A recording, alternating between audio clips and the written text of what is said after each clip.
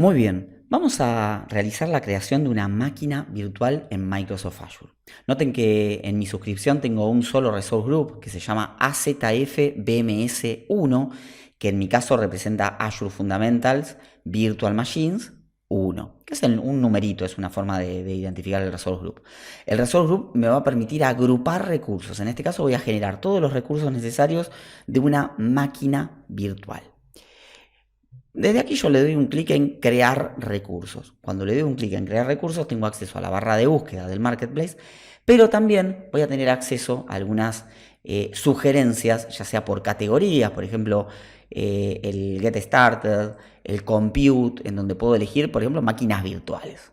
Yo aquí lo que voy a hacer rápidamente es hacer un clic en máquina virtual y voy a encontrarme con el asistente, con diferentes pasos de creación de máquina virtual.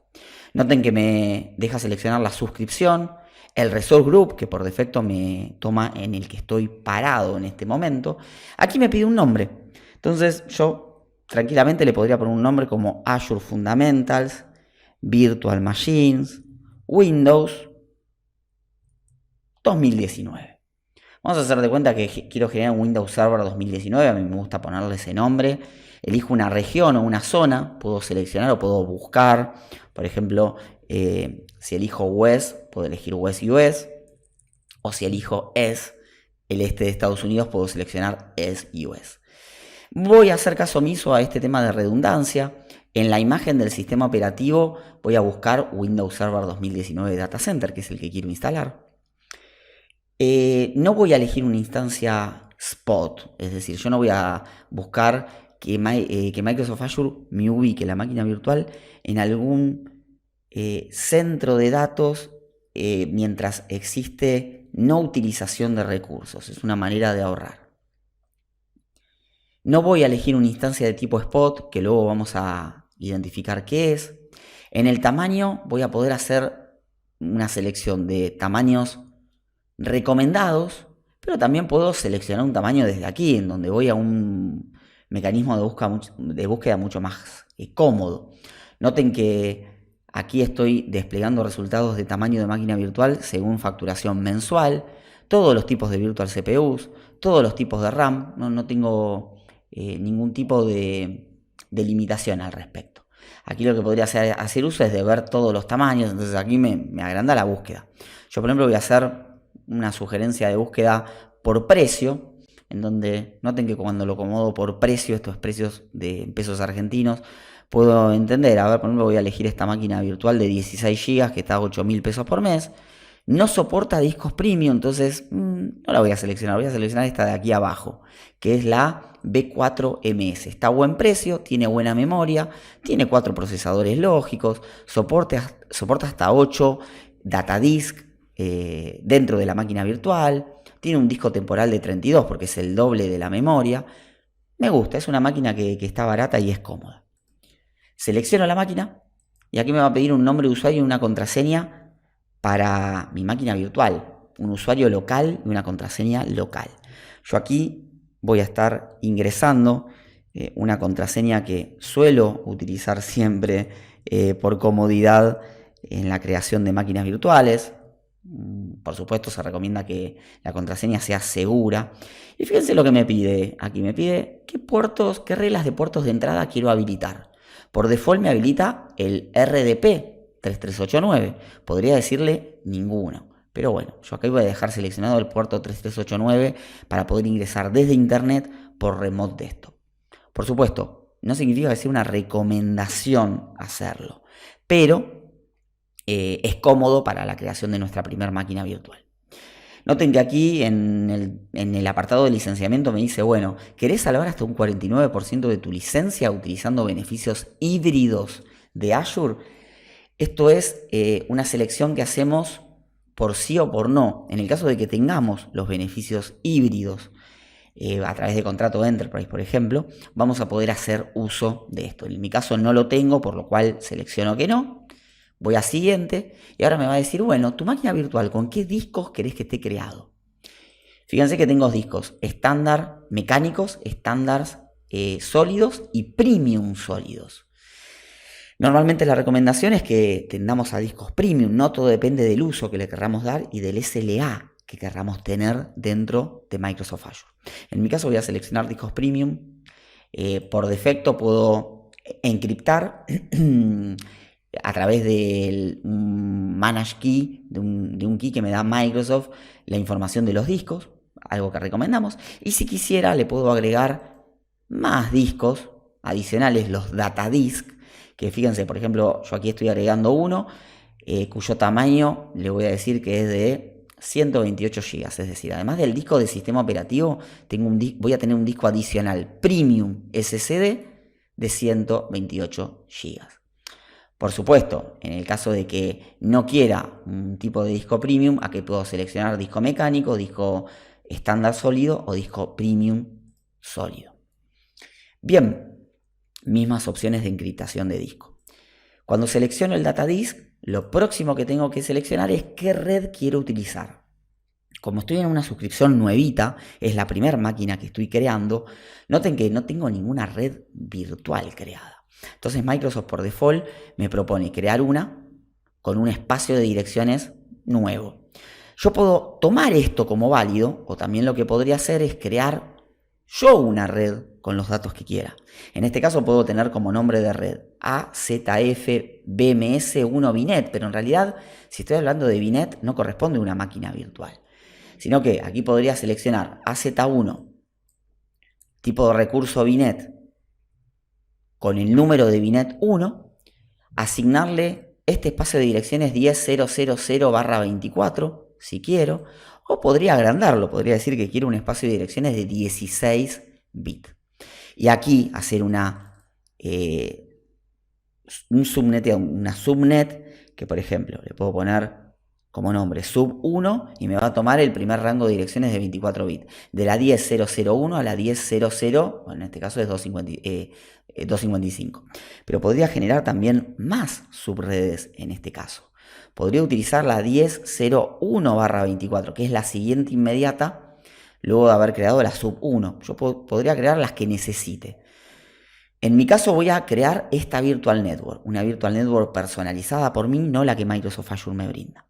Y por otro lado, Azure lo que dice es, ¿querés tener una IP pública para la máquina? Le puedo decir que no, o puedo crear una nueva, que igual al caso anterior, podría generar una nueva IP pública con un nombre personalizado. En este caso podría ser AZF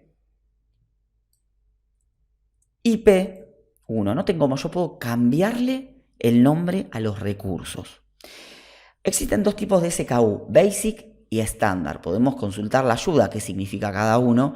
En el caso de que quiera utilizar un SKU público para un balanceador, ¿sí? Acá lo que me dice es un public IP SKU debe machear con el SKU deseado para el balanceador. Si yo voy a utilizar en mi máquina virtual un balanceador gratuito, puedo utilizar un SKU básico. Pero si quiero utilizar un balanceador estándar que tiene uso de otro tipo de funcionalidades, necesito sí o sí un SKU de dirección IP estándar, dado que es compatible con las Regional Virtual Network, con balanceo entre zonas geográficas. En mi caso, para este ejemplo de creación de máquina virtual simple, voy a elegir un SKU básico. Y por supuesto, me pregunta si quiero que la IP sea dinámica o estática. Esto va a influir en los costos. La IP dinámica no tiene el mismo costeo que la IP estática. Una vez que termino de seleccionar los componentes de red, fíjense cómo nos estamos demorando en todo lo que es networking. Aquí lo que me propone es generar un Network Security Group, que es un grupo de seguridad de red básico o avanzado. ¿Qué será esto, no? Básicamente un Network Security Group me define reglas específicas que yo voy a tener en mi máquina virtual o en realidad en cualquier componente de Microsoft Azure y puntualmente en este caso máquinas virtuales.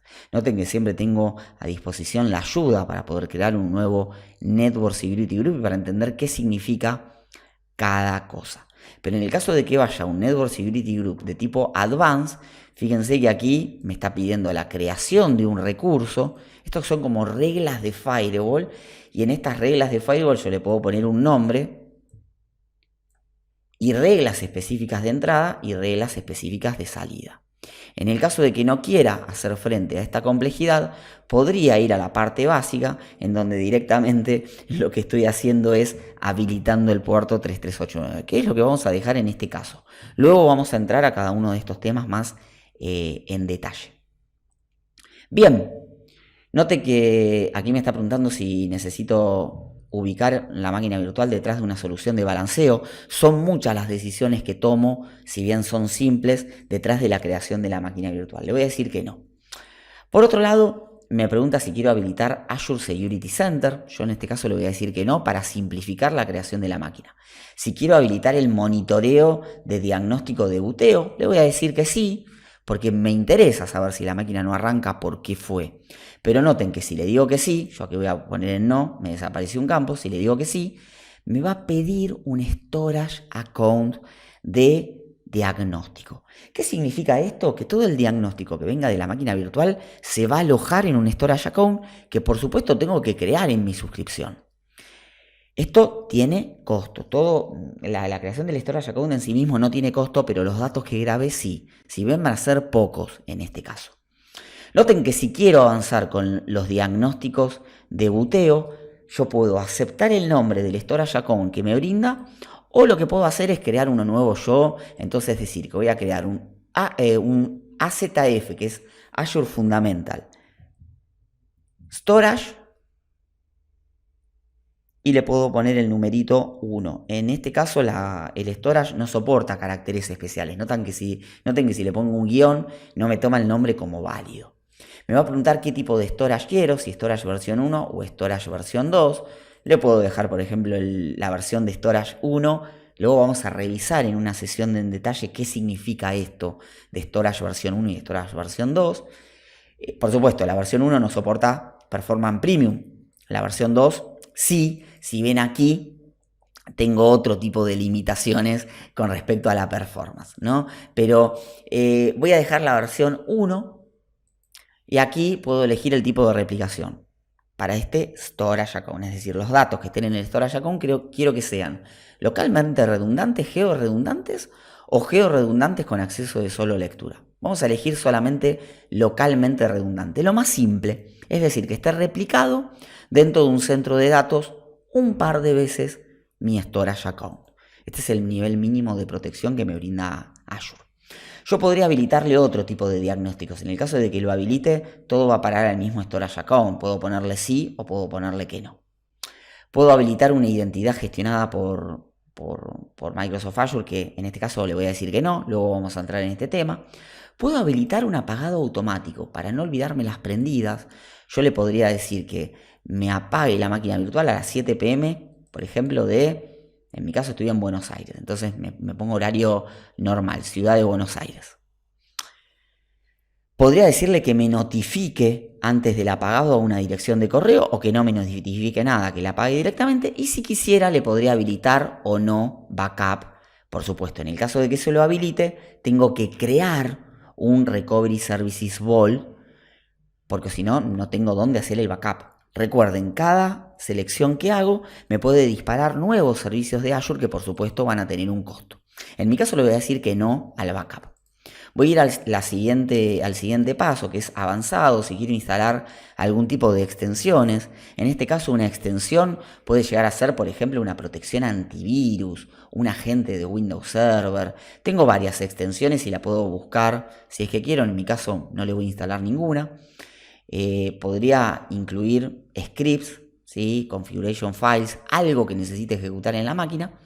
Por último voy a ir a la parte de tags, que esto es más que todo para poder clasificar la máquina virtual con algún tipo de marca para después sacar reportes. En mi caso por el momento no voy a hacer nada.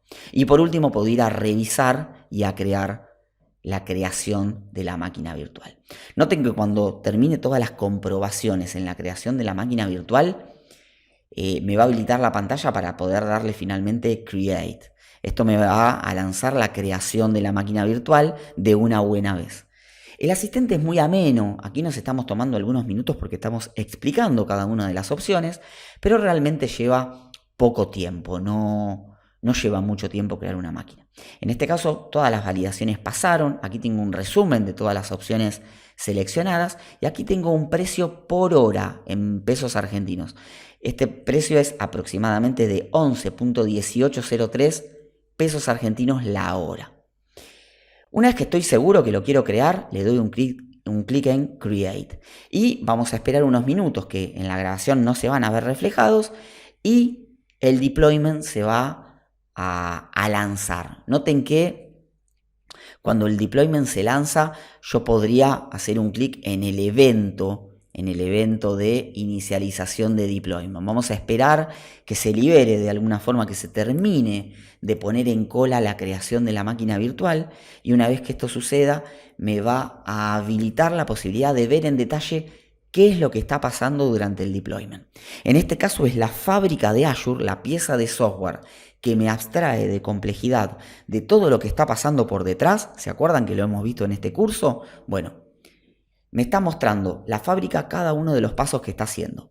Está creando la interfaz de red, está creando los discos, está creando la IP pública. Cada uno de los componentes me los va creando y los va amoldando e integrando para que finalmente lo vea en su conjunto como una máquina virtual. Bien, una vez que vemos que el deployment terminó, que la máquina virtual se creó, nos va a aparecer una ventana de confirmación. Yo podría haber cerrado esta ventana sin ningún tipo de problemas durante la creación, pero puedo ir al recurso. Fíjense que voy a ir al Go to Resource y cuando hago un clic estoy yendo directamente al recurso de máquina virtual. ¿Por qué? Porque por detrás se crearon un montón de recursos en realidad. Entonces el asistente me propone ir directamente al recurso que generé, que en este caso es la máquina virtual desde el punto de vista de administración. Si yo voy al Resource Group, noten esto, yo voy a ir a la parte de Resource Group y voy a entrar a Azure AZF BMS 1, noten que voy a tener varios recursos. Un tipo de recurso es la máquina virtual, otro tipo de recurso es una dirección IP pública, un Network Security Group. ¿Se acuerdan que yo le puse que el modelo de protección era básico? No quería crear un avanzado con el Network Security Group. Como yo le puse básico, no me preguntó el nombre y directamente generó unas reglas que por detrás lo que terminan haciendo es habilitándome el puerto 3389 desde cualquier lugar de internet. También tengo una interfaz de red, un disco de datos, un disco de sistema operativo, la red virtual y un storage. En el storage, en realidad, lo que estoy teniendo dentro son los logs. Fíjense que si yo voy a containers, me voy a encontrar dentro los boot diagnostics.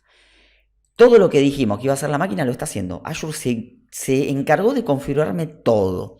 Pero el foco aquí lo vamos a poner en la máquina virtual. Noten que si me quiero conectar a esta máquina virtual por escritorio remoto, que es lo primero que queremos hacer normalmente, vamos a darle un clic en conectar por RDP. Esto me va a descargar un archivo RDP, que yo lo voy a guardar. Voy a abrirlo. Fíjense, aquí me abre el escritorio remoto. Y lo que va a suceder es que me va a pedir las credenciales de acceso. Yo le voy a decir que me quiero conectar con pmadmin. La contraseña que generé. Epa.